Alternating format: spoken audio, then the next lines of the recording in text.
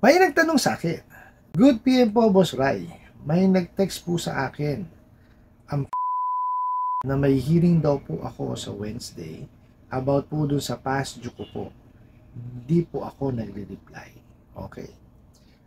Regardless po yan kung mag-reply kayo o hindi, hindi naman ho totoo yun. Kasi ho, may hearing daw ho kayo, SMS nyo nakuha yung imbitasyon. Hindi ho ganun ang pagpapadala ng imbitasyon ho ng hearing, no? Tsaka ho ano yan kung yan ho sa barangay, well, definitely hindi na ho tama kasi hindi naman ho sila ini-entertain ng ng barangay dahil nga kumpanya sila di po ba? So doon ho sablay na yan. Pangalawa po, kung yan naman po small claims, ang sumpena po pinadadala yan, no? Makakatanggap kayo ng sulat. Ano po? Hindi ho basta-basta SMS lang. Ito malamang to inaano kayo, tinatansya kayo nito kung anong magiging reaction nyo dun sa message nila. Ano po? Bablap lang to kasi yan ho ang style ng mga ole. Diba? It's either mablab sila, manakot, o mangharas. Kaya lang naman ho alam gawin niya mga ola na yan di po ba? Pero kung pagbabasihan ko yung tanong niyo sa akin, hindi ko totoo yun. Kasi pagka may hearing, may subpoena ho kayong dapat nare-receive. Hindi ho pinadadaan sa SMS yan o sa text message. No? Yan ho pinadadaan sa subpoena. Kailangan po may ma-receive kayong sulat. Ano po, hindi yan basta-basta. Kasi ano yan usapin legal po yan. So dapat yan formal. No, hindi ho yan basta lang na sa kanto na pag-uusapan ninyo. Ano po?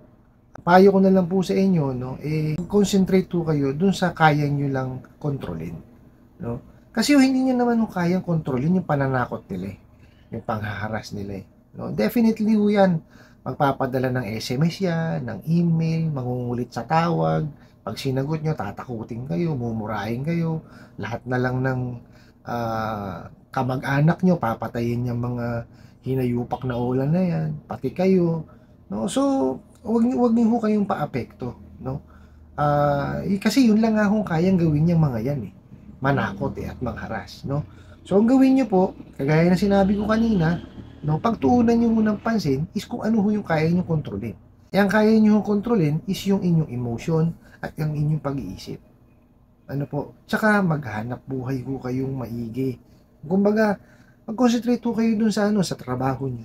Kasi yung pag inisip niyo ng inisip yan, mawawala ko kayo ng konsentrasyon sa pagtatrabaho. Baka mamaya maging dahilan pa yan sa pagkawalan nyo ng trabaho, matanggal kayo. So mag-concentrate kayo sa pagtatrabaho. Mag-ipon ho kayo. Maghanap po kayo ng side hustle. Para kung mabayaran nyo ang ganyang ola na yan. Ano po? Kasi hindi naman titigil yan O di po ba?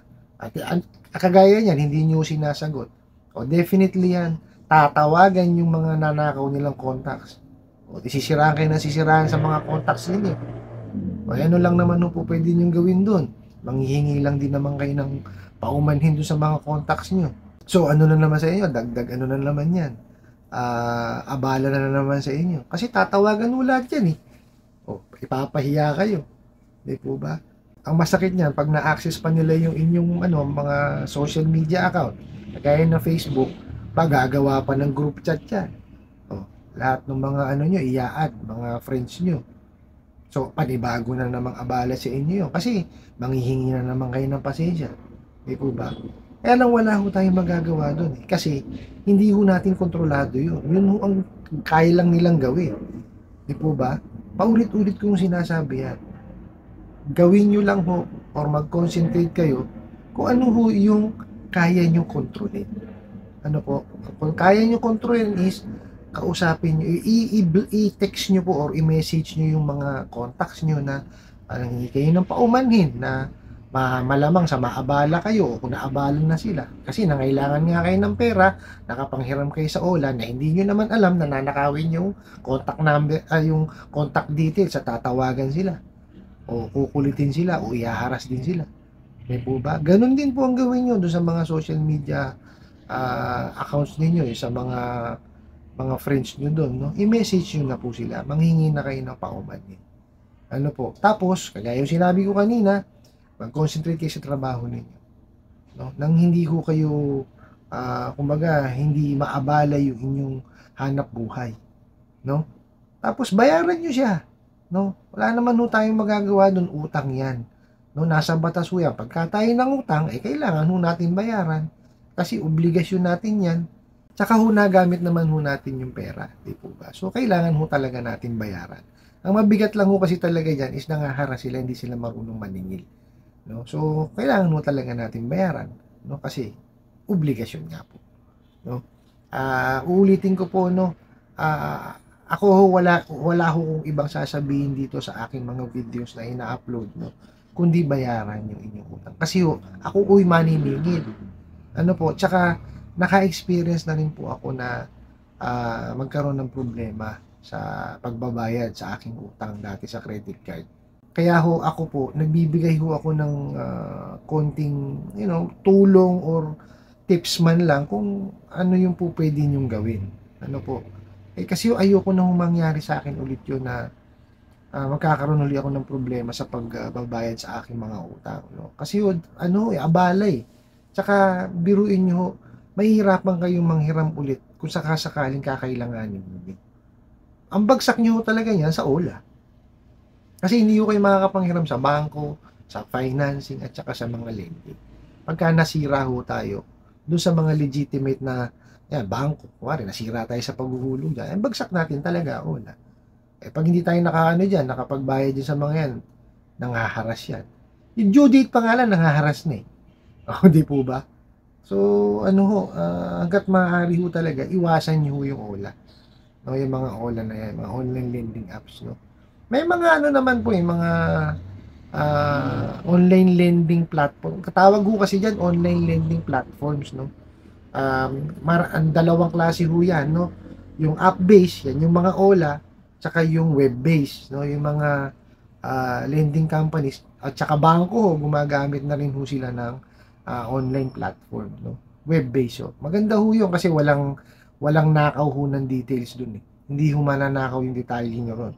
Kaya kung gusto nyo talaga manghiram at kailangan nyo, dun ho kayo manghiram dun sa mga lending, financing at bangko, no? Kung gusto nyo less jahe o less isipin, mabilisan, yan, sa OLA talaga kayo mababagsak. Kasi ID lang ang kailangan nyo dyan eh. Bibigyan kayo ng pera yan eh. Kaya lang talagang ihanda nyo yung sarili nyo sa kalokohan ng mga yan. Di po ba? Kailangan talaga is matatagan dibdib nyo dyan kasi wala akong alam sa paniningil yung mga yan. No? Kaya ako laging sinasabi, huwag nyo tangkilikin yung mga OLA na yan.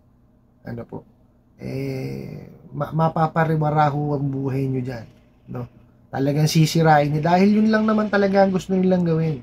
No? Sirain kayo dun sa ibang tao, no? Pati yung isip nyo, no? Para hindi kayo makapag-focus, no? Wala ko silang alam talaga, no? Sa paniningil.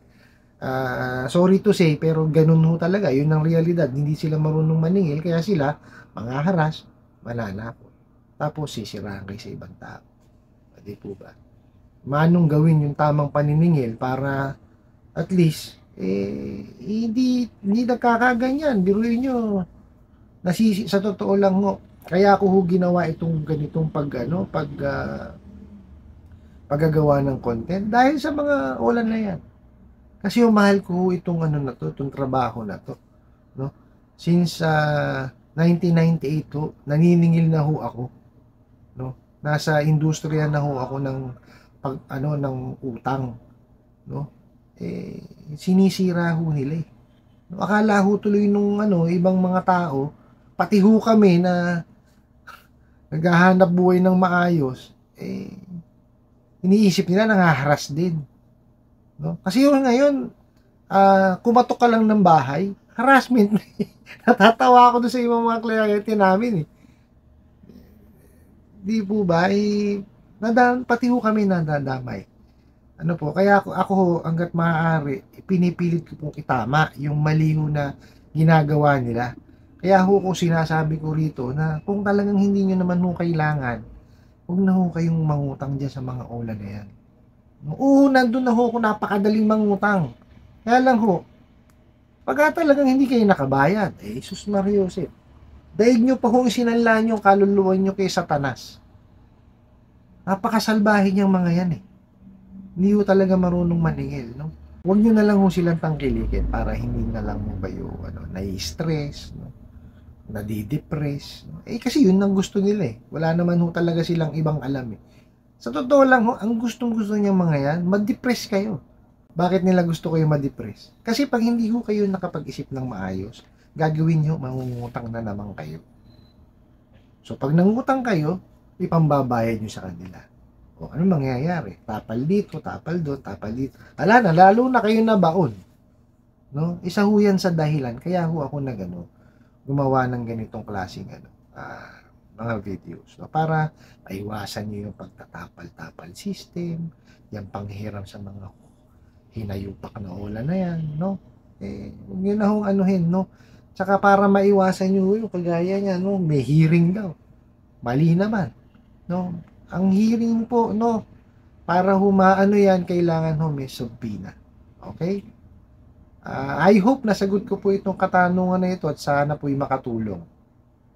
Maraming salamat po sa inyong panonood at pagsuporta sa aking mga videos. Maraming salamat po sa inyong pag-share, pag-like, pag-comment, at sa pagtatanong niyo po. Kunin ko na rin po itong opportunity na to na imbitahin kayo na suportahan po yung iba ko pa pong mga social media account sa YouTube, Facebook, and TikTok. Hanggang sa muli po. Yun lang.